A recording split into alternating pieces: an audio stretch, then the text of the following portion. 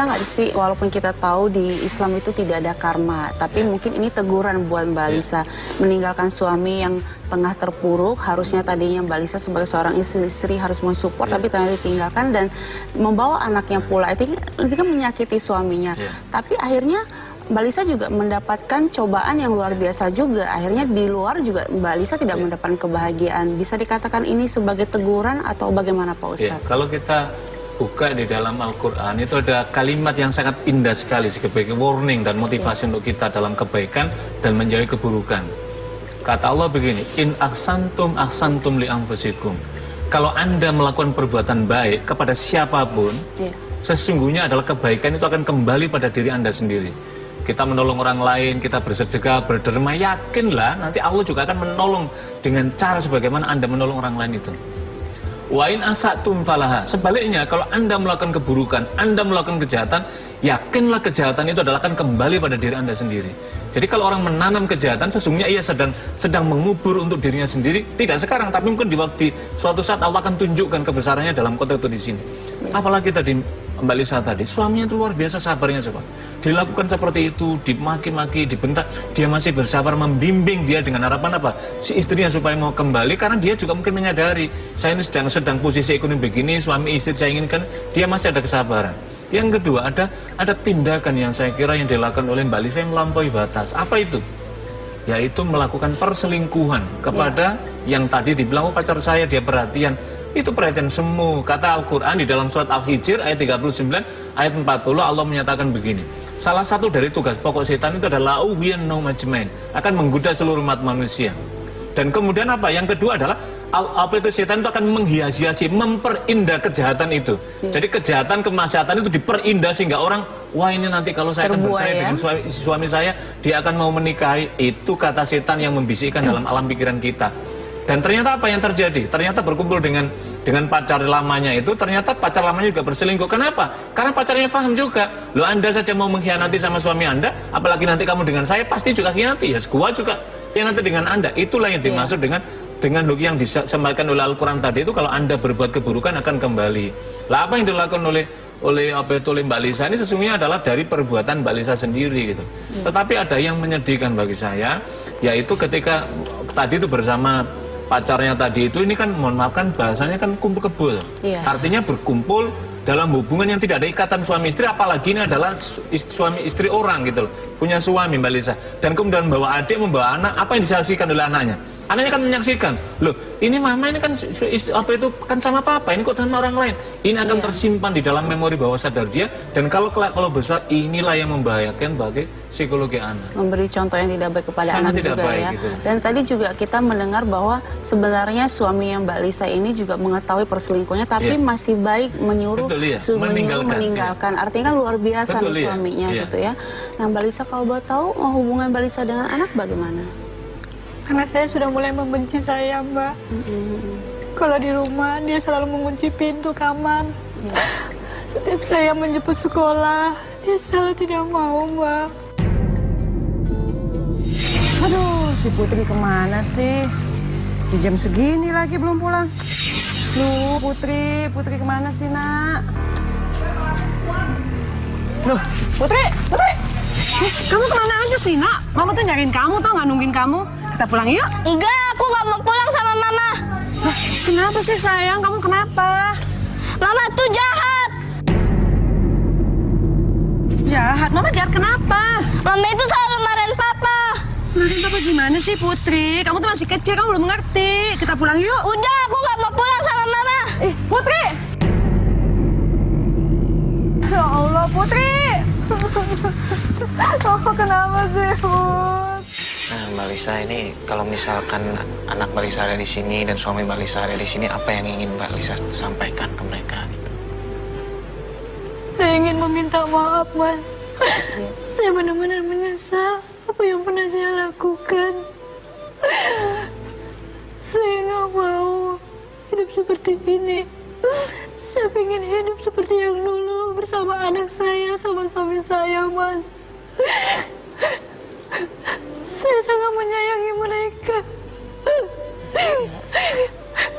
ini salah satu penyelesaian Iya. Mbak Lisa ya. Makanya Mbak Lisa mau berbagi cerita dan hadir ke acara tawakal ya. Nah, Mbak Lisa, sebenarnya tim Tawakal dan Pak Ustadz ini sebenarnya tim Tawakal sudah mencoba mencari suami Mbak Lisa dan alhamdulillah sebenarnya sudah ketemu. Nah, tim Tawakal sudah meminta suami Mbak Lisa untuk datang ke sini untuk bertemu Mbak Lisa. Cuman beliau tidak ingin bertemu dengan Mbak Lisa. Sepertinya Iya. masih belum memaafkan. Iya.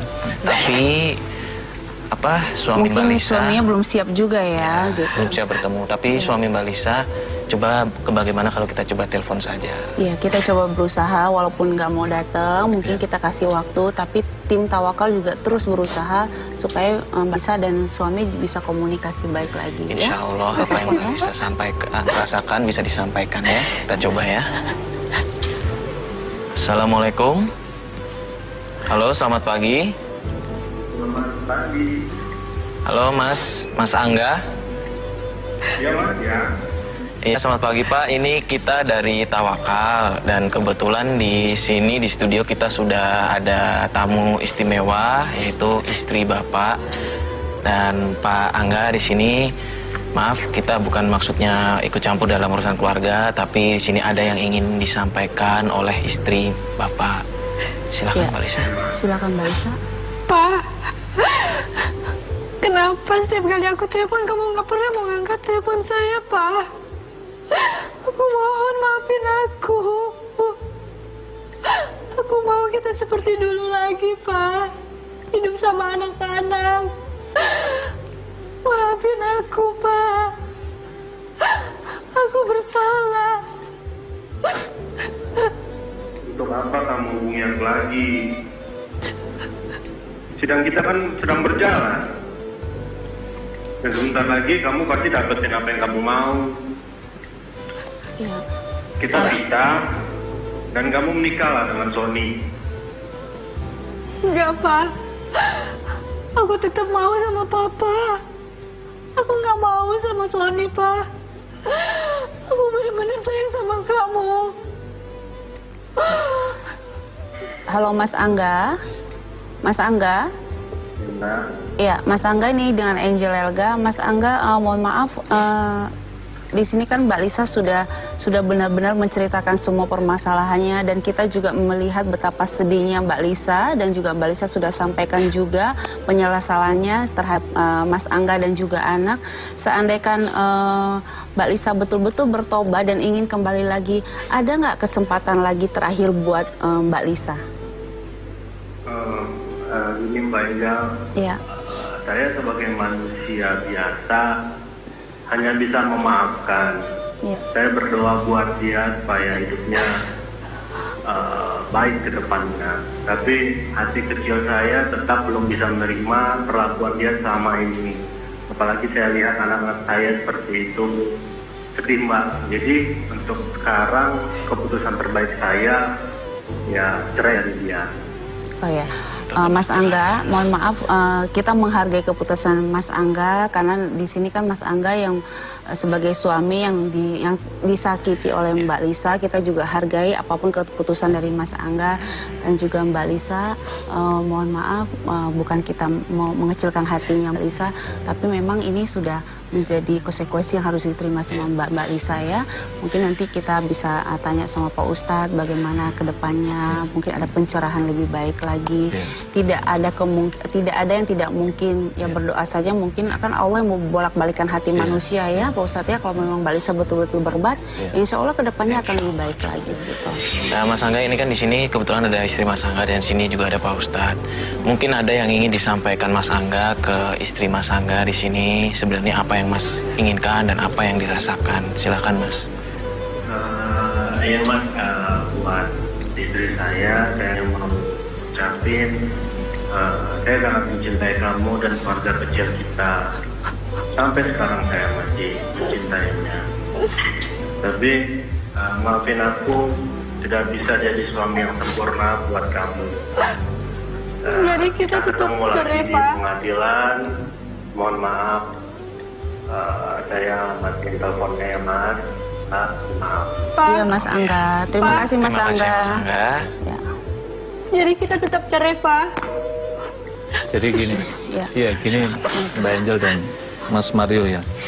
Kita bisa memahami dan sangat memahami Ya. bagaimana lukanya hati yang dirasakan oleh suaminya Mbak Lisa. Jadi yang pertama tadi kan Mbak Lisa bertubi-tubi kan, menghinakan dia dengan mencaci maki tadi dia. Kemudian meninggalkan dia, kemudian menyusup pacar, itu kan penghinaan yang luar biasa. Yang ketiga melakukan pencelakaan. Jadi ketika tadi sampai pada tingkatan ini, itu hati luka yang luar biasa, apalagi punya anak kemudian dibawa tadi itu. Tapi ada satu hal yang harus garis bawahi, dia mau memaafkan kesalahan dia. Iya. Artinya dosa yang dilakukan dia dengan dia secara personal, dia memaafkan. Tetapi dalam ikatan suami, dia mungkin belum bisa menerima untuk bersatu lagi. Proses itu dijalankan. Iya. Bagaimana jalannya? Karena itu kan otoritas pada dia. Yang kedua, orang pernikahan itu kan salah satu kalau masih bisa dipertemukanlah. Tetapi ada persoalan besar yang dilanggar oleh Mbak Lisa. Yang pertama, menghadik macam-macam tadi itu, merendahkan martabat dia, mencelakakan dia. Yang tak sulit untuk diterima adalah perselingkuhan dia dan mantan pacarnya. Ini yang pertama, hati dihancur. Yang kedua adalah melanggar ketentuan agama. Yang ketiga adalah melanggar ketentuan hukum negara. Itu dia dibolehkan. Coba kalau misalkan suaminya itu misalkan nakal dikit, dilaporkan ke pengadilan, diciduk dua-duanya. Iya. Tapi kan tidak, itu artinya ada keluasan yang menurut saya yang luar biasa. Ada kebesaran hati dari Mas Sekarang Angga. mungkin begini ya, karena ini kan sudah proses pengadilan, biarkanlah ikuti proses di sini. Mbak juga itu bagian dari proses, inilah cara Tuhan untuk memberikan peringatan dan Mbak. Mungkin nanti setelah berpisah, Mbak mungkin dengan menunjukkan tobat yang luar biasa, Mas yang di sana mungkin teringat wajah anaknya ini, pasti akan mengingatkan pada ibunya. Siapa tahu mungkin Allah juga nanti dengan Mbak bertaubat, memohon hidayahnya, bimbingannya, dan sekaligus dipertemukan dengan suami. Mungkin nanti Allah akan gerakkan hati suaminya, kemudian suaminya berenung, oh saya melihat mantan suami saya ada itikat yang baik, sekarang menjadi orang baik. Mengapa saya tidak bisa? Tidak mudah. Orang dulu dia dihinakan seperti itu kan gitu. Dan juga ada yang dilanggar, yang paling prinsip adalah pelanggaran pada agama tadi. Mungkin sekarang itu dijalani saja, Mbak dengan bertobat. Jangan berputus asa, bertobat dengan bersungguh-sungguh, memohon kepada Allah, ya Allah saya pernah hina, di matamu pernah hina, merendahkan hambamu melalui suamiku, berikanlah ya Allah kemampuan kami untuk bertobat padamu. Dan aku tetap mohon padamu ya Allah, jika suami saya, mantan suami saya ingin untuk bersatu lagi, satukanlah Allah. Itu adalah mungkin Allah nanti akan menunjukkan setelah hambanya tabah. Sehingga kata Al-Quran, illa man taba wa amana wa amila amalan sholihah faulaika yubadilullahu sayyi'atihim hasanat. Jadi orang itu yang berlumuran, berzina dan macam-macamnya, tapi kecuali orang yang mau bertobat dan beriman dan beramal soleh, maka Allah akan menghapuskan keburukan-keburukan kalau mau bertobat dan beriman. Mudah-mudahan dengan cara seperti itu mungkin Allah akan mengetuk dan berikan pertolongan. Iya, karena dengan bertobat juga bukan hal yang gampang ya Pak Ustadz ya. Mungkin ini ujian lagi buat Mbak Lisa. Apakah Mbak Lisa bisa melewati ini dengan perihnya, dengan sakitnya, bahwa begitu Mbak Lisa ingin tobat ternyata malah ditinggalkan suami dan anak. Ini kan juga satu kesabaran yang Mbak Lisa dilihat apakah Mbak Lisa ini benar-benar bertobat apa enggak gitu ya Pak Ustadz ya. Dan ini juga cara Allah. Pertama, mengingatkan pada Mbak Lisa, dulu Anda meninggalkan suaminya juga merasakan seperti ini. Sekarang dicoba lagi supaya sama-sama merasakan. Mungkin nanti ketika rasa itu masing-masing merasakan, pertemukan di ujung kita nggak tahu, mudah-mudahan. Iya, betul. Nah, Pak Ustadz ada solusi nggak buat Mbak Lisa untuk kedepannya gitu? Iya. Dan Mas Angga juga pastinya Pak Ustadz. Iya. Yang pertama untuk Mas Angga, saya kira memberikan maaf tadi sudah sangat bagus. Tapi tetap juga berdoa, jangan dibiarkan mantan suaminya ini, proses belum selesai, tetap dimohonkan kepada Allah agar istrinya diberikan hidayah. Dan kalau nanti dia sudah bertobat dan Allah berikan kelapangan, mudah-mudahan Allah berikan kesempatan untuk bertemu karena punya anak. Yang kedua untuk Mbak Lisa menghadapi masalah seperti ini, Mbak Lisa masih harus kuat. Karena pertama harus ingat, Mbak Lisa pernah menyakiti orang yang luar biasa. Mungkin inilah cara sementara Allah berikan pelajaran pada kita supaya kita juga mau kembali menjadi orang baik. Dan akhirnya apa? Yang kedua apa? Mbak Lisa akan merasakan, mensyukuri. Oh ya, suami saya dengan hanya jualan somai tadi itu ternyata akhlaknya jauh lebih mulia, lebih baik dibandingkan yang katanya punya duit, mantan pacar tapi kelakuannya seperti itu. Itu juga menggambarkan apa? Seringkali tetangga itu lebih jauh daripada rumput di halaman sendiri. Seringkali apa yang ada di lingkup di hadapan kita yang menjadi milik kita, kadang-kadang tidak kita syukuri, kita masih ingin melihat orang di luar, pada di luar sana belum tentu, bahkan mungkin lebih buruk. Yang berikutnya dalam bertobat itu apa? Mbak Lisa mohon maaf karena Mbak Lisa ini sudah melakukan perzinahan, perselingkuhan, itu dosanya luar biasa sangat besar di hadapan Allah. Bisa dibuka di An-Nur dari ayat 1 sampai ayat 12 itu menjelaskan luar biasa perih dosanya. Kalau begitu apa? Bertobat. Apa itu bertobat? Bersungguh-sungguh memohon ampunan kepada Allah. Yang kedua, berjanji tidak mengulangi dan menjauhi sejauh-jauhnya perbuatan buruk ini. Yang ketiga, mengisi hari-harinya dengan kebaikan-kebaikan. Yang berikutnya apa? Meningkatkan amal-amal soleh dalam kehidupan sehari-hari. Mudah-mudahan dengan cara seperti itu, nanti Allah menerima, kemudian apa? Sudah dihapuskan semua, maka terlihatlah bening putih kembali. Mungkin suaminya nanti Allah berikan hidayah melihat, oh ini sudah bening, hitamnya sudah tidak ada, tidak menutup kemungkinan Allah juga akan pertemukan. Kalau dia masih menjadi milikmu, Allah masih menatir.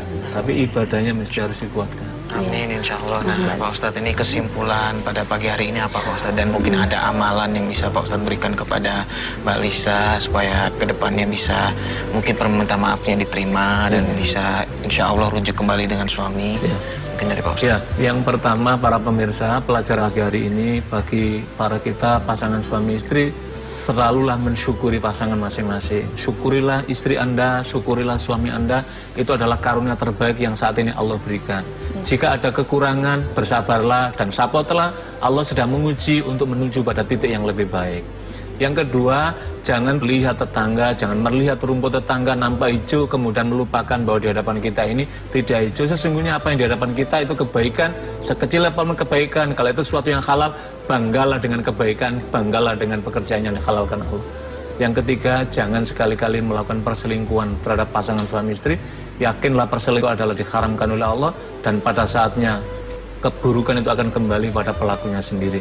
Yang keempat, ketika orang sudah terpuruk dalam noda berdosa ini, maka segeralah bertobat kepada Allah dan lakukan kebaikan-kebaikan dan mohonlah ampunan kepada Allah, mudah-mudahan Allah menerimanya.